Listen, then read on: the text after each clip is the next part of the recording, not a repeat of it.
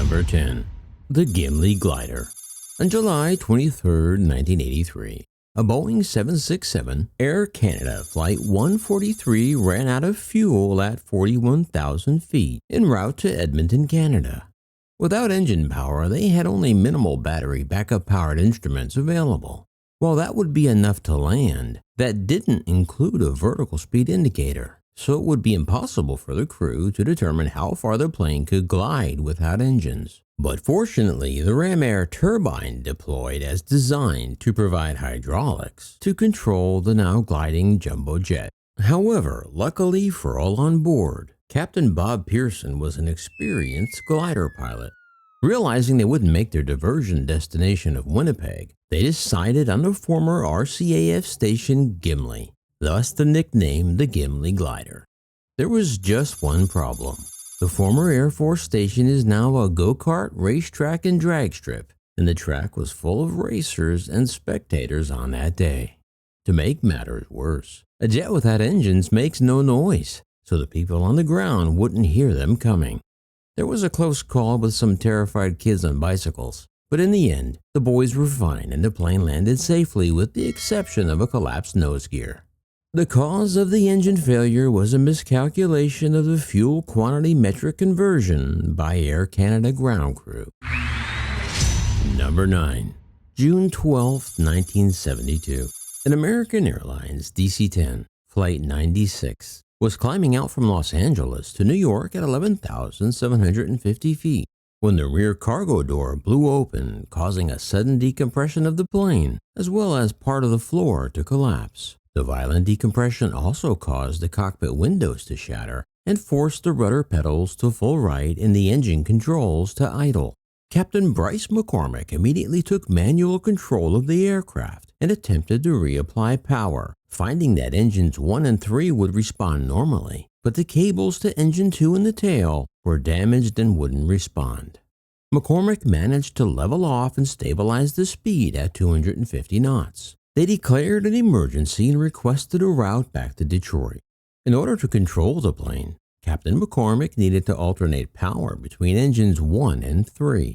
Upon touching down, the plane began to veer off the runway, but First Officer Peter Whitney applied full reverse thrust to the left engine and idled to the right, straightening the aircraft's path, bringing the jet back on the runway.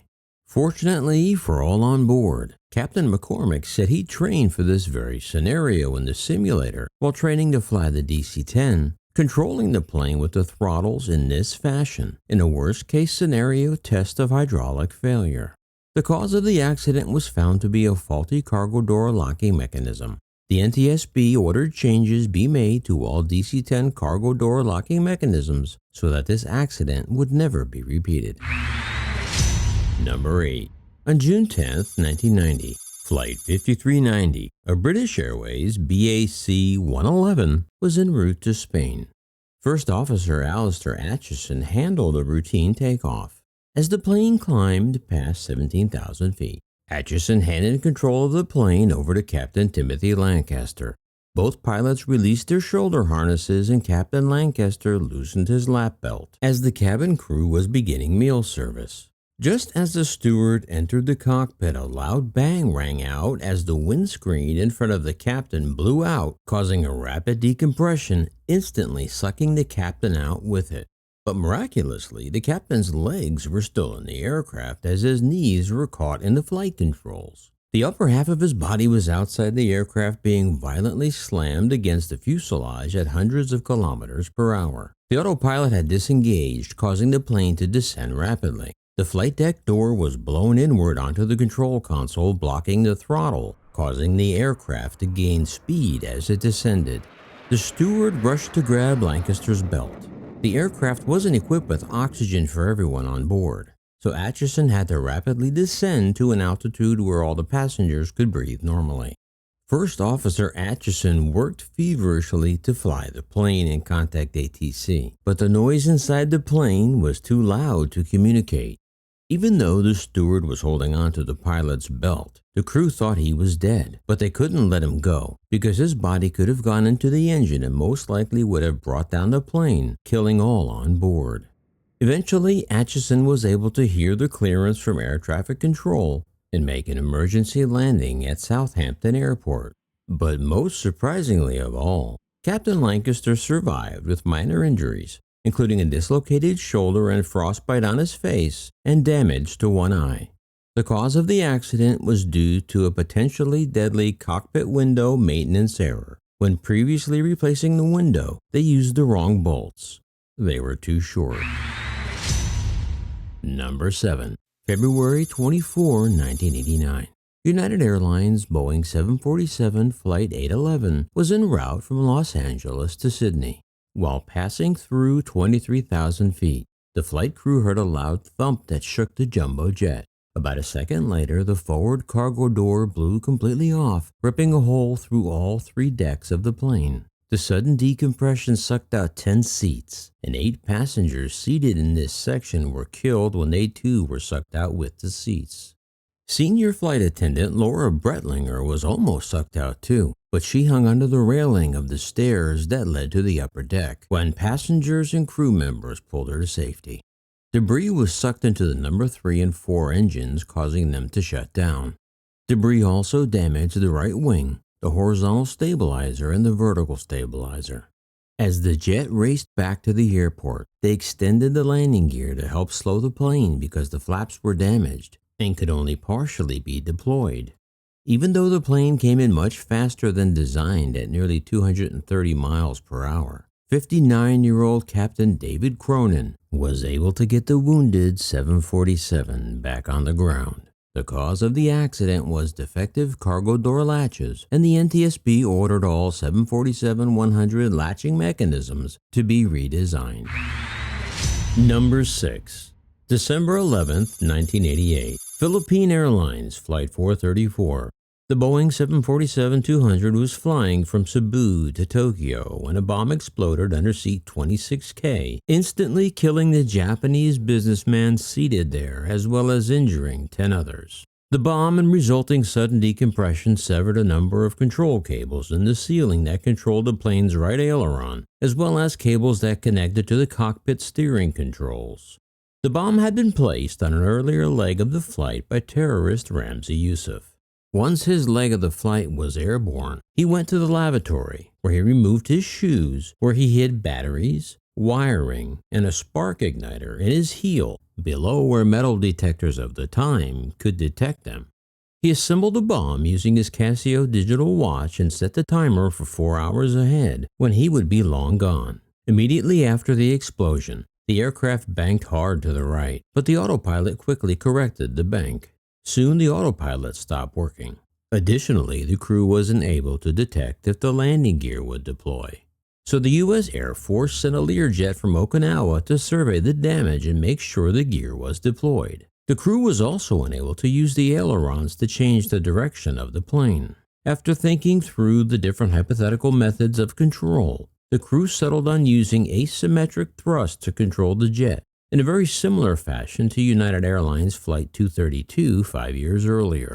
By using the throttles to steer the plane, reducing airspeed to both controls the radius of turns, and the plane was able to descend and land at Naha Airport an hour after the bomb exploded. The terrorist Youssef was later convicted of the 1993 World Trade Center bombings. Number 5. TACA Flight 110. Captain Carlos Dardanel is no stranger to danger in the air. Early in his career as a bush pilot, he had his left eye shot out in the Civil War. Still, he managed to become an airline captain with Central American TACA Airlines.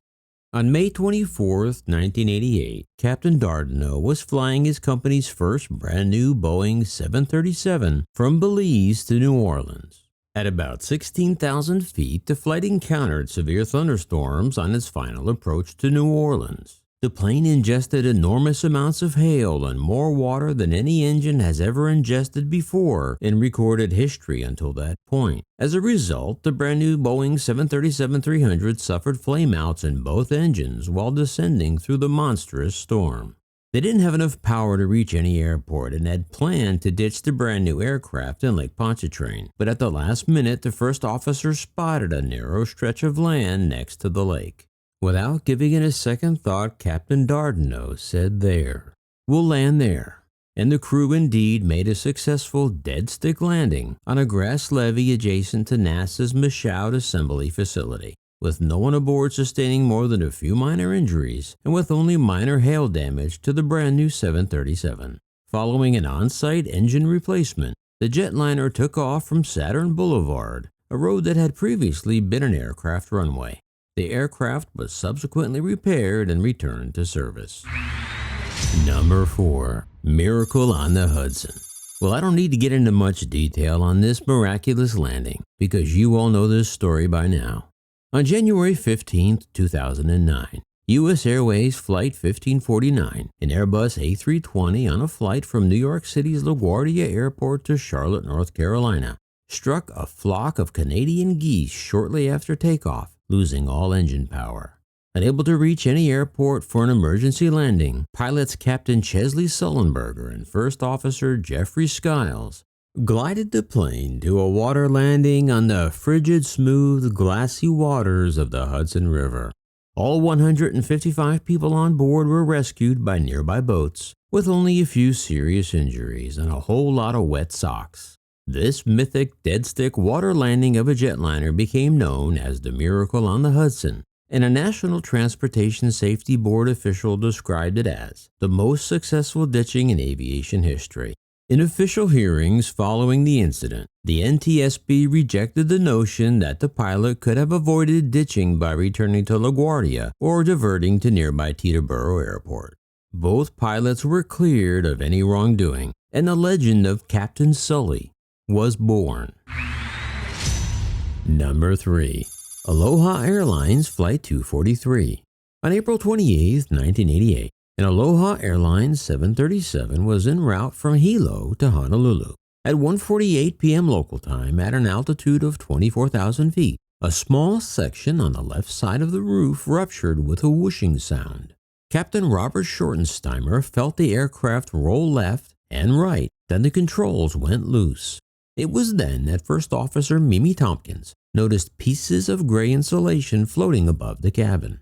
Suddenly, the cockpit door had been torn away, and the captain could see blue sky where the first-class ceiling had been. The resulting explosive decompression had unbelievably torn off a large section of the roof, consisting of the entire top half of the aircraft's skin, extending from just behind the cockpit to the forewing area, a length of about 18.5 feet or about 5.6 meters.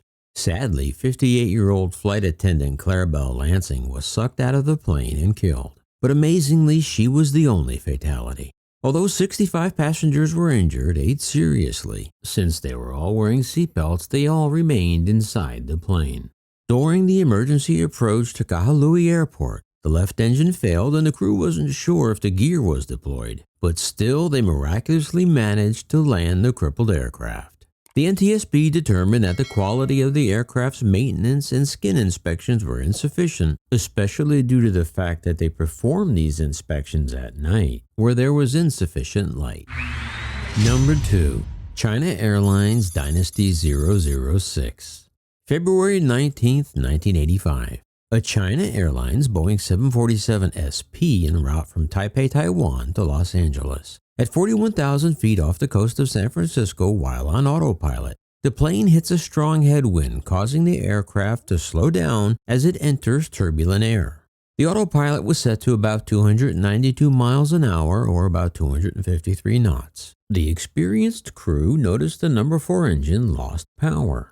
While attempting to restart the engine, the 747 suddenly banked to the right and nosed over into an uncontrolled dive. The jet plunged over 30,000 feet vertically toward the Pacific Ocean, subjecting the plane, passengers, and crew to over 5 Gs during the high-speed dive as the plane literally began to break apart, shedding pieces of the tail, the wings, and the landing gear. But somehow, at just 9,500 feet above the water, the captain managed to pull the plane out of the dive without ripping the plane apart.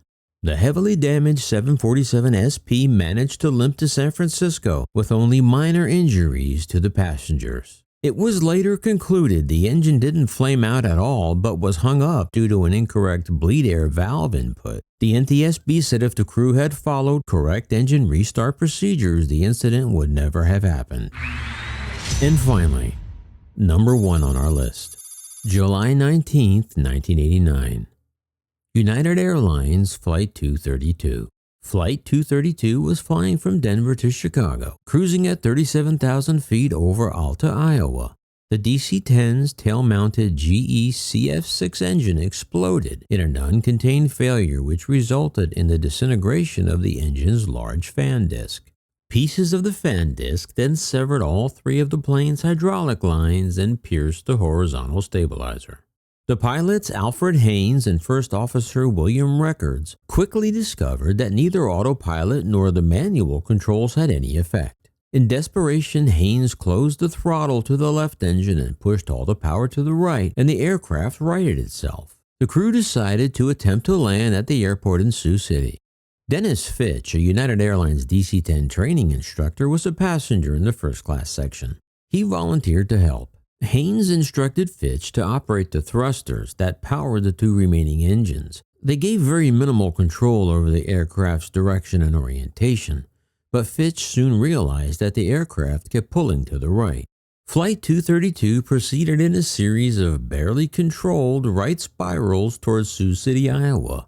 At 3:46 p.m., Fitch succeeded in using the thrusters to pull the plane enough to the left to approach the airport. Once lined up, the aircraft was descending too steep and too fast, and it tilted as it landed. The right wing struck the ground first and broke off. The tail section and the cockpit also broke off as the plane bounced several times. The main portion of the fuselage skidded sideways and rolled onto its back before coming to a stop in a cornfield and exploded. Emergency personnel and vehicles were already in place and rushed to the rescue. Of the 296 people on board, 112 perished, but 184 people miraculously survived. In the wake of this accident, the NTSB ordered the DC-10 hydraulic system to be redesigned to prevent this type of accident from ever happening again. However, despite the fatalities, this accident is considered a prime example of successful crew cooperation and management due to the positive number of survivors and the manner in which the flight crew handled the emergency and controlled the airplane without means of conventional control. That's why this incident is number 1 on our list. Well, there you go. Those are my top 10 amazing emergency landings. Oh, but what's that you say?